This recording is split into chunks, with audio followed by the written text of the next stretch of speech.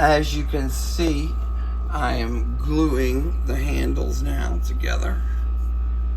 And once I pop this off, I will stain and hand sand. See, isn't that nice? This one's gonna turn out nice, I believe. Yeah. So that's what I got going on there. And give you a close-up look. Right there, see? Ooh. Ooh.